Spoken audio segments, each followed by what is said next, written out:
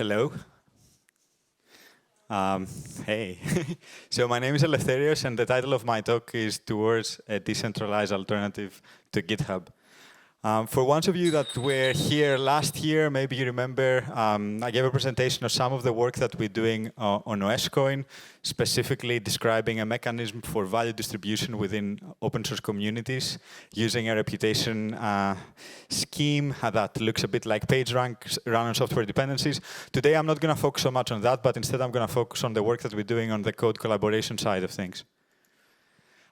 Since last year, a lot of things have happened on our end.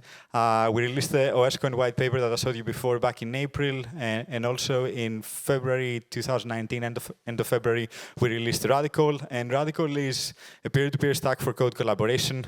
It's our play on code collaboration. Both of these pieces work together towards this vision. This is what we're going for. We aim to build a decentralized network for code collaboration and value exchange in free and open source communities.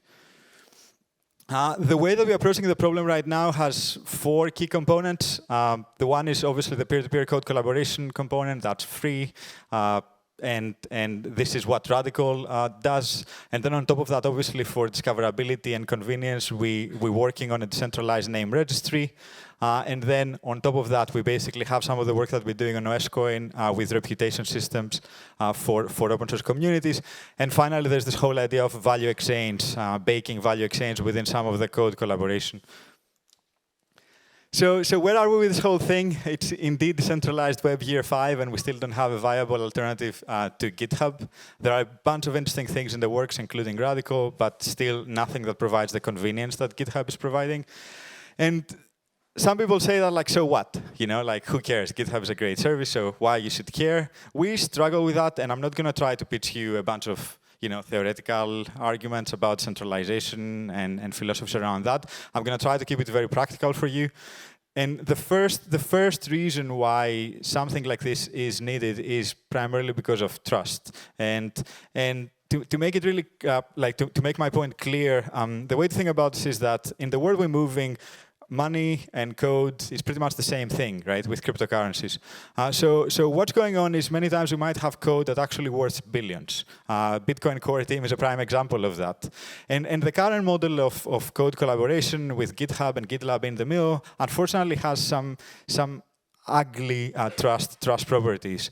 So what's going on really in there? The Bitcoin Core Team, for example, is afraid that either a malicious GitHub employee, I say unlikely, but more likely someone that might compromise GitHub might inject something in their code and exploit that, right? So that's a problem that exists today, and the Bitcoin Core Team, for example, they have written extensively about all of these different processes that they have engineered around their code base and around GitHub in order to be able to verify that every commit comes from a trusted keys of maintainers. So in some of the solutions that we're working on Radical, for example, you get this for free because of content addressability and the use of public key cryptography. So this is Peter Todd. The lesson to be learned here is to not trust GitHub. Even Bitcoin Core doesn't know the full list of people who can change the repo, as that extends to probably dozens of GitHub employees. I would add to also dozens of hackers that actually are targeting GitHub for that reason.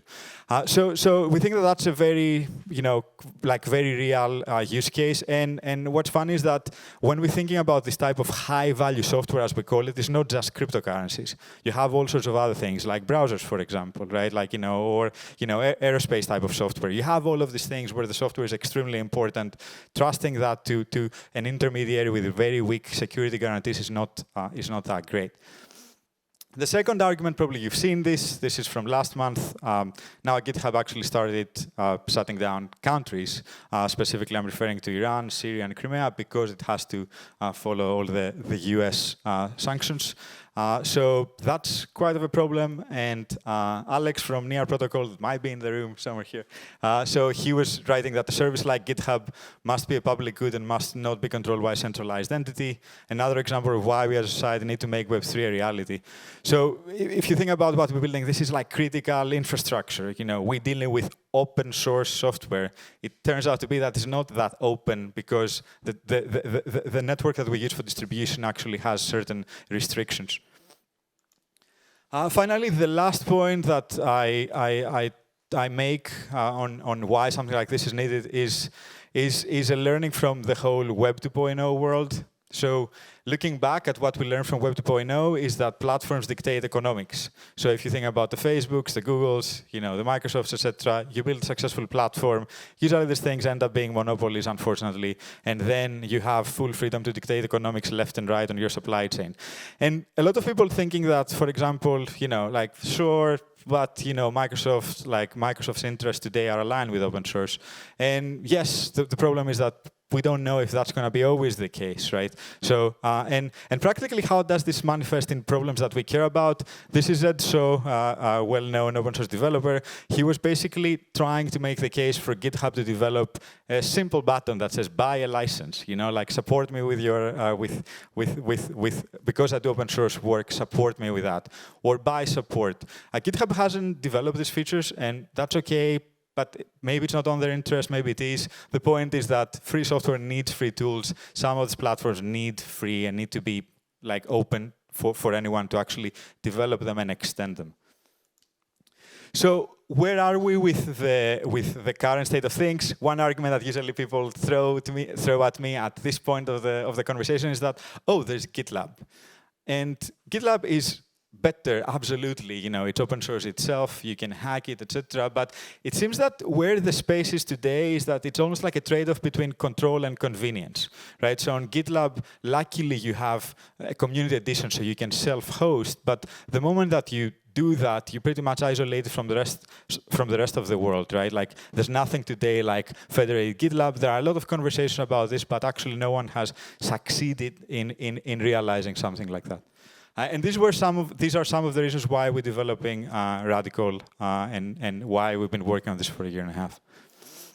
So when we started our work on the space, we set a few different goals, and these are our desired properties, if you wish. The first one was to try to build a set of technologies that will minimize trust. And on purpose, I'm using the word minimization. You cannot remove trust in such environment. There's somewhere trust, but we try to minimize it on the workflows that we're using. So that's one. The second thing that we wanted to do, oh, and the all ones, funny. So PowerPoint is messing with my slides. So anyways, the second one is local first. What does that mean? We're big proponents on local first software. We think that this is the new paradigm in computing. We have these powerful devices. We're going to see much more activity happening locally because we think that this has some really, really nice properties, both on the privacy and on the security side of things. So similar with Git, we wanted to actually develop something that extends Git with social interactions, issues, PRs, etc., and have all of that data available locally. So that was the second thing. The third thing that we wanted to do is try to provide a GitHub-like convenience, and this is where things actually get really, really complicated. The moment that you try to combine some of these properties, this is where peer-to-peer networks usually suffer quite a lot. And then the fourth thing, kind of obvious, but seems that it isn't that obvious for the state of things today. Anyone, anywhere in the world can use for free. So we released this thing in February 2019, and how far we have come with that. So these are the things that we feel good about. So the current state of Radical, you can use it, you can hack it, and these are the things that we feel good about. So first of all, it is indeed offline first. All data, including your issues, comments, and other social artifacts, lives on your machine. So that's sec. It is peer-to-peer. Today, we're relying on IPFS for replication, and we're using the IPFS pub sub for subscribing to things. Still experimental. So no central server, no intermediary in control. That's the second one. Third one, it is cryptographically secure. User data are tamper-proof and unfortunable, which we consider a very important property. And then the fourth one is this idea of programmability. So for the ones of you that actually have used Radical already and have zoomed in there, you see that what we're doing with Radical is we're using state machines to actually not only store the collaboration objects, if you wish, but also we try to codify the semantics of the collaboration.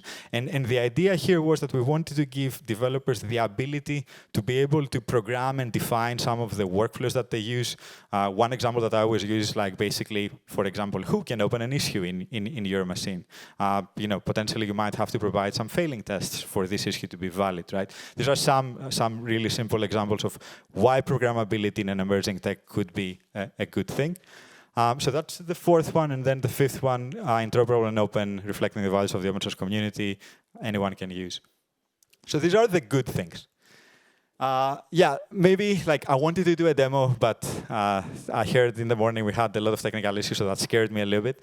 I'm just going to show you a bunch of screenshots. So today with Radical, you can set up a project.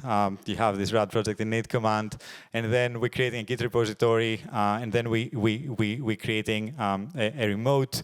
And this is an IPNS link. And then we initializing what we call these utilities. So issues and patches are simply utilities codified in the state machine. And then you have an ID for your project. And then you can start like passing it around and start collaborating. You have issues on your terminal. You can see how many issues have been opened. You can comment on them, all on your terminal pretty much. And then finally, you can propose changes and see what other patches basically have been applied before you. Again, like a very basic feature set around code collaboration in your terminal. We also did this thing. So when we launched the project, we were like, okay, Radical at the core of it is, if you think about it, like Git, has the social nature of it. So we were trying to find interesting and clever ways to actually get you to collaborate on something. So what we did is we initialized the project where we had like in the Git object we had a bunch of text files where basically you get this little small tile in this radical.xyz/garden, and any user could actually go and use ASCII characters to create this their little garden, and then that was automatically basically available on radical.xyz/garden. Like, feel free to play with it. We were expecting weird stuff. Luckily, we didn't get a lot of things that you get on the internet. Yeah, I'm gonna no more comment on that. So these are the good things. This is where Radical is. But also, I want to spend a little bit of time talking about limitations because there are many.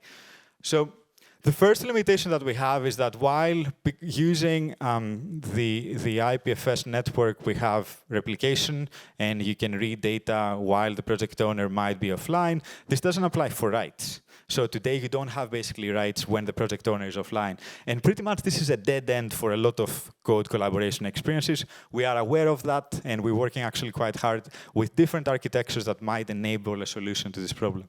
So that's number one. The second one is peer-to-peer communication is slow. And primarily this is because IPNS takes quite some time to propagate links on the network. And additionally, we're using IPNS, and IPNS today is a registry, and I think because they're trying to prevent Sybil, they actually require you to refresh your entry every 24 hours, otherwise they drop it, right? So you understand that it's actually still, quite of a problem. Fourth thing, performance, not optimized for that. Fifth one, a thing that comes from a lot of users is, a lot of users actually are looking for an application-like experience. That's where GitHub has been, I think GitHub's biggest contribution to the open source community was really making it very easy and accessible for everyone, even non-hackers, to be able to contribute to open source. And for that, you need something like more of a GUI, which we don't have today, but we're working on it. And then the last component is discoverability. And with discoverability, this is quite of a common theme that you get in a lot of this type of architectures. So in a classic peer-to-peer network, you see this limitation coming up like many, many times. And the way that we're thinking about this is that this is exactly where we think that you can utilize some blockchain technology. what we're working on, and this is still very early, so we're basically working on building a decentralized name registry that primarily does two things for us. The one thing is adding canonicity, and the other one is adding security. And I'll give two examples to make the point really clear. When we're talking about canonicity, immediately think about human readable names, right? Either on the project level or on the user level. And in comparison to something like SSB, where you don't really need that feature, it's nice to have, but you don't really need it. For something like open source, you actually really do, because many times a developer just looks around and tries to find interesting projects where they want to contribute, right? And not having this discoverability layer and canonical layer actually is quite problematic in our opinion. So that's one. The second one is security. So there we're playing with hybrids where potentially on-chain you have the canonical list of maintainers. I mentioned before what the Bitcoin core team does, where basically they have this verify script where you can verify that every commit came from a trusted set of keys. So really similar, basically, you have an on-chain maintainer list where you can verify that indeed, like what is being served to you from the peer-to-peer network is what it needs to be, basically. And also we have this idea of checkpointing, where basically, again, you're putting stable releases to the blockchain. I wanted to show you also some of the work that we're doing on the application. This was supposed to be a video, but now it's just this weird screenshot. Yeah, I just wanted to show you that basically pretty much, we're working on the core features that you have today on GitHub, and we're working on an Electron-like app that will allow you locally to basically expose that will be querying the peer-to-peer network and also be querying the blockchain for global type of things. Yeah, that's pretty much where we are. So this is our roadmap. So this year we released the Radical Alpha that, again, go to radical.xyz. You can hack it. A lot of external people are already contributing to it. Also, we released the OSCoin white paper, and then towards beginning of 2020, we will be releasing the OSCoin testnet name registry, and then also we're pushing a massive release on Radical, where we're really looking at some of the architecture, try to address the concerns that I mentioned before, and we hope that we will be on the mainnet with both the blockchain and the peer-to-peer network by the end of 2020. That's kind of it. Thank you. I'm Eleftherios on Twitter. If this is interesting, come grab me. Thanks.